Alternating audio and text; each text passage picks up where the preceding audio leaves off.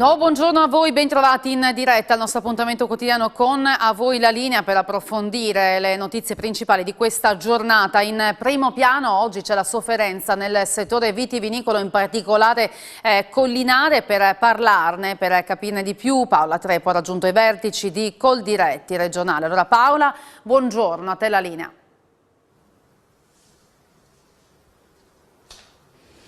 Sì, eccoci, siamo nella sede di Coldiretti Udine per parlare di questi eventi di maltempo imprevisti, improvvisi, violenti e quali sono le conseguenze che hanno sull'agricoltura, con il direttore regionale di Coldiretti, Cesare Magalini, e con Gino Vendrame, invece responsabile Coldiretti per la provincia di Udine. Vediamo intanto quali sono gli effetti e come si sta tentando di porre rimedio, sia in passato che adesso, a fronte di questi eventi che sono sempre più frequenti, per tutelare l'agricoltura. Beh, è stato abbiamo visto tutti un 2021 un po' avverso. La primavera è iniziata, diciamo, con dei cali di temperatura che sono diversi dalla media nostra stagionale anche di questa regione, però tutto sommato io direi che i danni nel vitivinicolo sono stati pochissimi, più che altro hanno avuto danni sulle fioriture di altri frutti, diciamo sulle fruttifere, melo, pero, pesco. La primavera è continuata con un andamento direi buono, le piante hanno recuperato tutto, è stato un buon germogliamento, quindi è una vite anche che si trova anche in forma rispetto alla sua fase fenologica. È evidente che tutto sommato negli ultimi anni dobbiamo un attimo fare i conti anche con i mutamenti climatici che poi tocchiamo e vediamo tutti i giorni. Era un bel po' che non pioveva anche in Friuli, che di norma è conosciuto come una regione piovosa.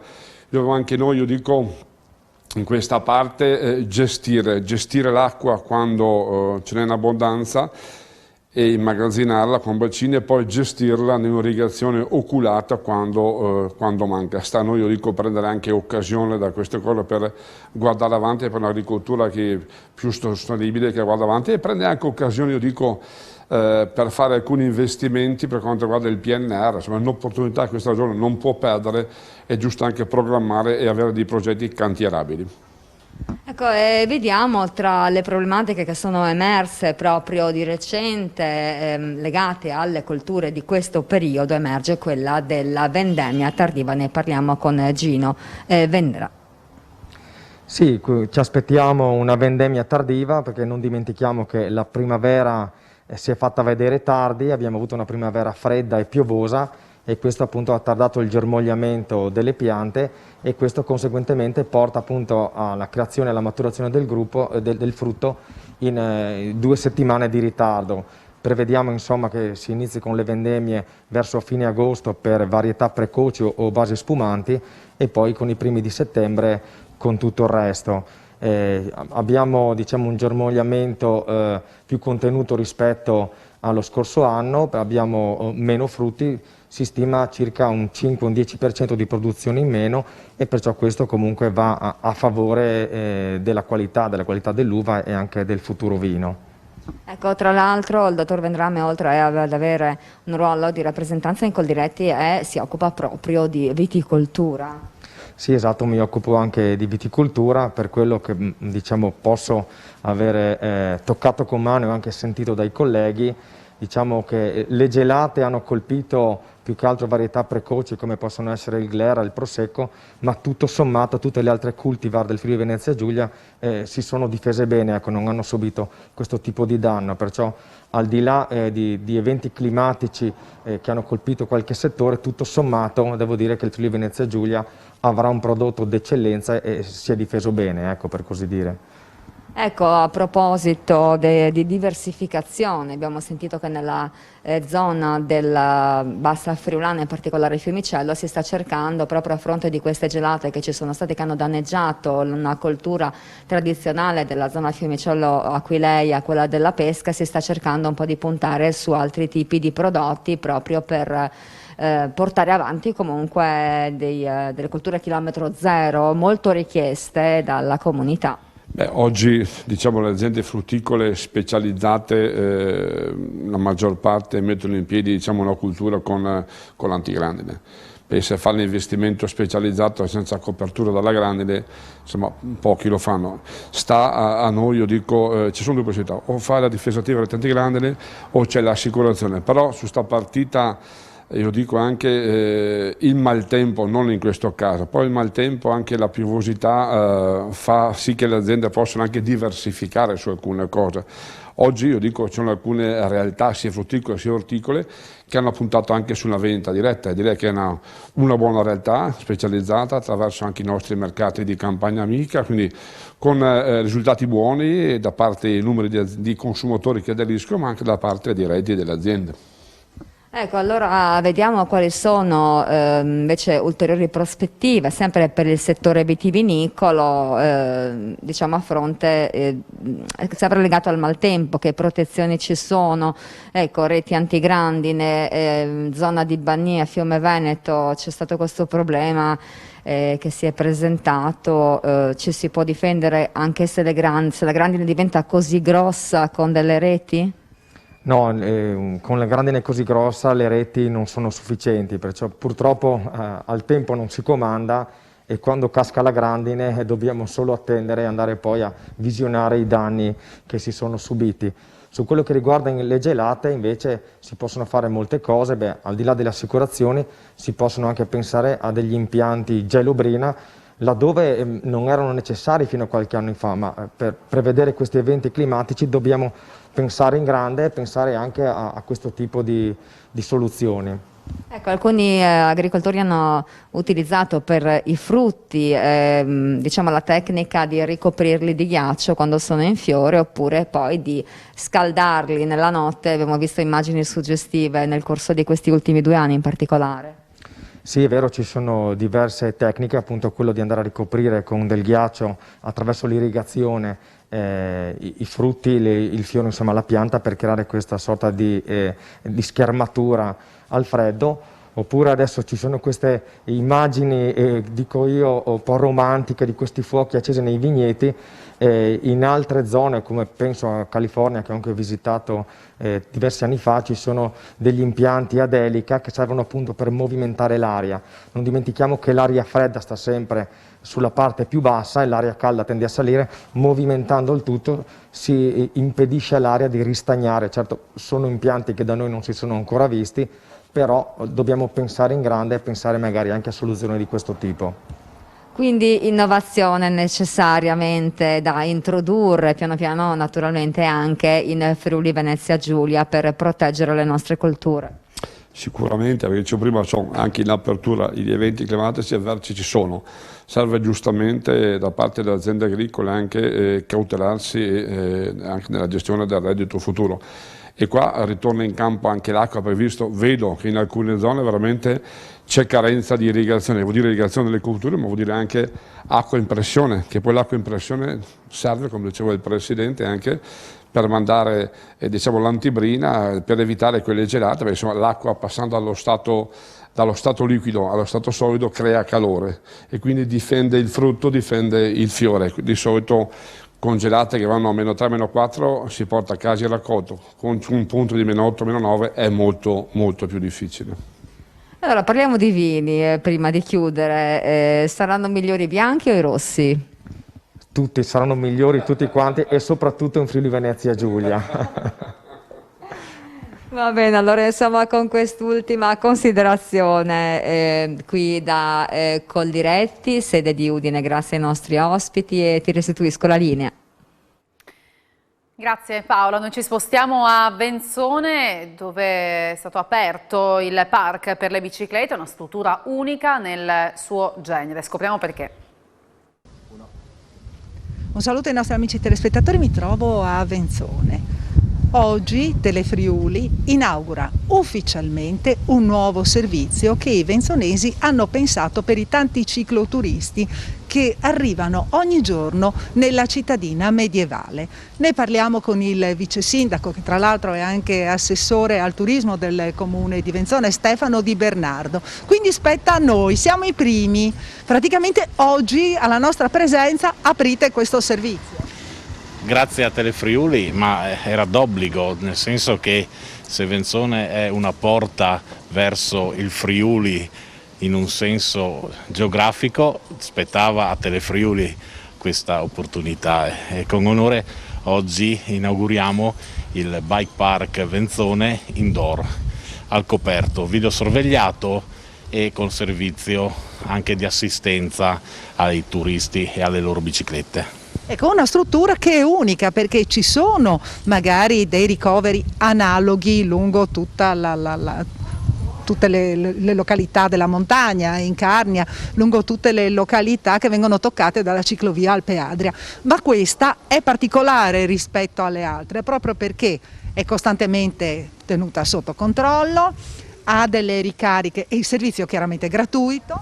Certamente, ha detto bene, il fatto di offrire dei servizi migliorativi dell'accoglienza turistica vuol far sì che il turista si trovi bene a Venzone e che pernotti per più notti a Venzone, quindi che si crei quel turismo slow nel quale abbiamo moltissime possibilità di sviluppo. Lo sviluppo comprende anche la Val Venzonassa, tutta la rete ciclabile che abbiamo come Venzone hub turistico e in più il collegamento con l'ente naturale Parco delle Prealpi Giulie, che è un posto stupendo dal quale andare a visitare in bicicletta. Ecco, mediamente ogni giorno quanti cicloturisti vedete qui a Venzone? Dall'apertura delle frontiere con l'Austria si è notato immediatamente un'esplosione della voglia di libertà dopo questa terribile pandemia che speriamo si porti a termine velocemente. Mediamente abbiamo 200-300 biciclette che gravitano qua a Venzone. Ogni giorno? Ogni giorno. Ecco, come possibilità di pernottare? Ci sono, cioè c'è abbastanza offerta? Noi a Venzone abbiamo circa 300 posti letto, li abbiamo riassunti anche in questi due segnalibro che metteremo a disposizione, che vogliono proprio essere un'ulteriore modalità di accoglienza per il turista, dove si può vedere dove poter mangiare e dove poter dormire a Venzone con i numeri di telefono anche di pernottamento. Questi li abbiamo già distribuiti dal Tirolo alla Carinzia. Ecco, e chi arriva qui, il turista che arriva qui, parcheggia la sua bicicletta e trova anche tutte le indicazioni per come muoversi sul territorio. Certamente, abbiamo circa 50 posti bici tra coperti e parzialmente coperti, con lucchetto, che hanno la possibilità proprio di rimanere, oltre a 12 postazioni di ricarica per le biciclette elettriche. Bene, ringraziamo il vice sindaco di Venzone Stefano Di Bernardo, siamo molto contenti appunto di essere stati noi a inaugurare questa struttura. Ringrazio Tiziano Campigotto per le immagini realizzate e restituisco la linea allo studio. Grazie Isabella Gregorato, per noi una pausa e poi torniamo con la seconda parte di A voi la linea, tra poco.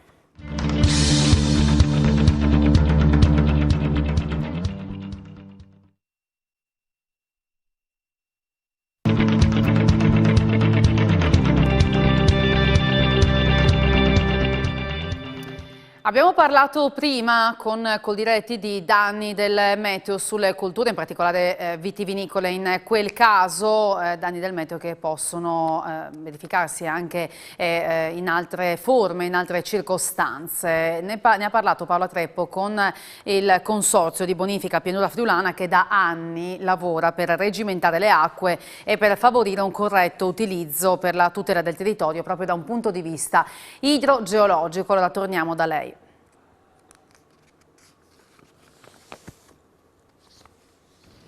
Sì, eccoci, siamo nella sede del Consorzio Bonifica Pianura Friulana. Abbiamo visto in questi giorni che cosa può avere come effetto al maltempo improvviso e imprevisto la grandinata nella zona di Fiume Veneto. Vediamo come il Consorzio da anni ormai sta affrontando sia il problema dell'emergenza maltempo per quello che è l'effetto sui canali e sulla rete che gestisce, e quali sono insomma i progetti per il futuro. Con Bongiovanni, direttore tecnico del Consorzio, buongiorno. Buongiorno a voi. Sì, l'attività del Consorzio è sempre più esplicata nel gestire l'acqua quando ce n'è troppa, quindi nei momenti di maltempo, e nel portarla invece nei momenti di siccità. quindi diciamo 2 grandi famiglie di lavori, in particolare quindi la difesa idraulica del territorio, e ne parleremo dopo. Abbiamo proprio fatto oggi un importante passo per mettere in sicurezza parte del territorio di Ronchis di Latisana lungo l'argine sinistro del fiume Tagliamento, ma questo si accompagnano anche dei lavori di trasformazione irrigua nella zona di Sedegliano che sono stati ultimati da poche settimane e che comunque proseguiranno, e non solo a Sedegliano, che nei prossimi anni. Ecco, e poi invece con il direttore generale Di Nardo parliamo anche dei nuovi sistemi di irrigazione che sono cambiati, e poi facciamo anche un appello.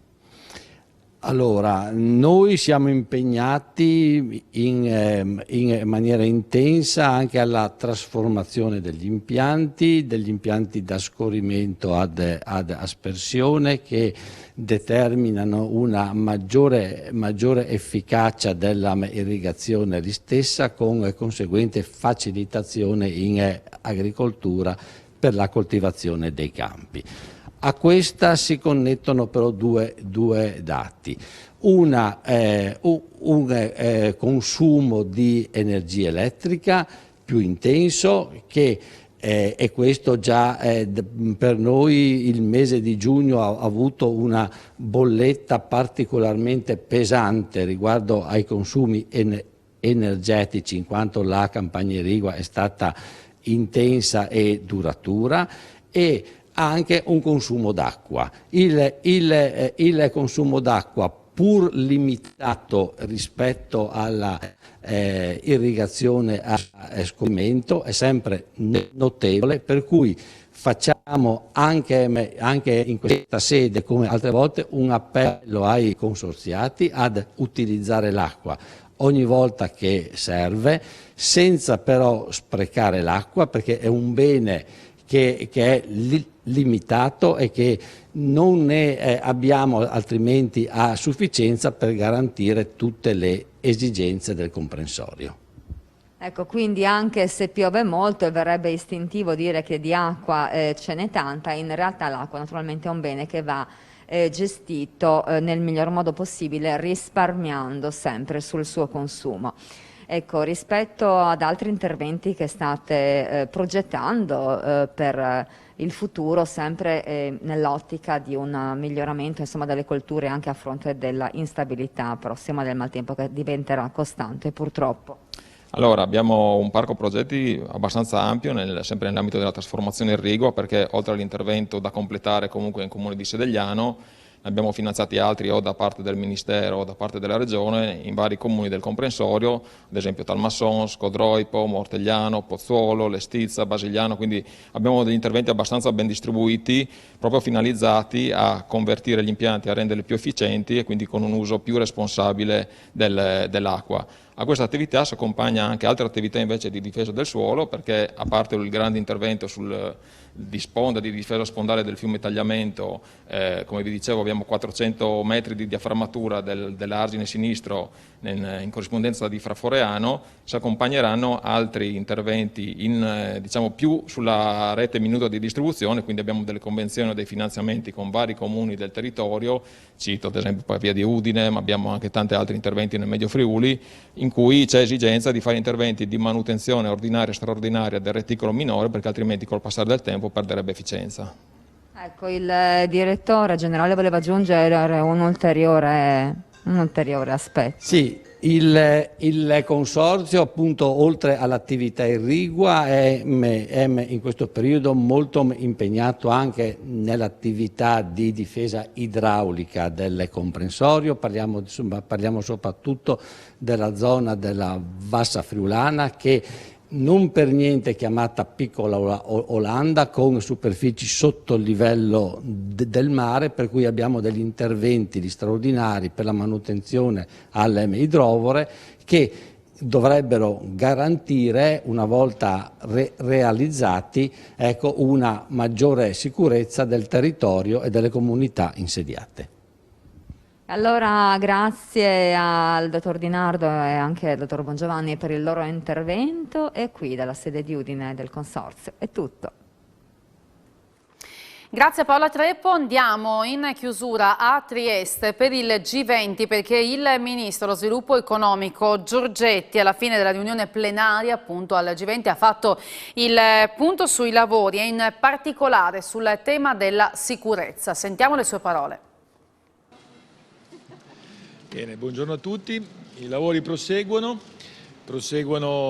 ovviamente nel solco e sui temi che la Presidenza italiana del G20 ha posto in materia di trasformazione digitale, che deve essere inclusiva, come si suol dire, non deve lasciare indietro nessuno, quindi vuol dire che siccome avrà un grande impatto nella trasformazione economica, deve in qualche modo tenere presente in particolare la realtà delle piccole e medie imprese che rischiano in qualche modo di pagare un prezzo da questa trasformazione e ovviamente le aree e i territori meno agevolati che quindi non partecipano o che non hanno partecipato finora a questa evoluzione, quindi non possiamo creare gap, non possiamo creare digital divide né all'interno dei paesi né a livello globale. Il tutto nel quadro della sostenibilità, come dice peraltro anche il titolo diciamo, del momento di incontro. Su questo ci sono fatti e si stanno facendo progressi, sappiamo perfettamente che legata a questa trasformazione ci sono anche dei rischi che proprio in questi giorni a livello sia italiano che internazionale sulla cibersicurezza, su cui bisognerà ovviamente lavorare e migliorare. Il governo italiano per quanto riguarda appunto il governo si sta muovendo in questa direzione, però non trascuriamo che associati a questi enormi progressi, a questi enormi vantaggi offerti dalla trasformazione digitale ci sono anche i rischi connessi su cui bisogna evidentemente attrezzarci. Non può rimanere analogico soprattutto dopo la pandemia. Come? Il mondo non può rimanere analogico soprattutto dopo la pandemia. Il mondo evolve, adesso c'è questa trasformazione, diciamo che durante la pandemia che è dovuta in qualche modo anche alla globalizzazione, fortunatamente le tecnologie hanno aiutato anche a fare un meeting come questo che in parte avviene in modo virtuale grazie alla connettività che oggi è permessa, altrimenti eravamo persi un pezzo. Torneremo ovviamente sul G20 nei nostri prossimi appuntamenti con l'informazione. Grazie per aver seguito a voi la linea e buona giornata, arrivederci.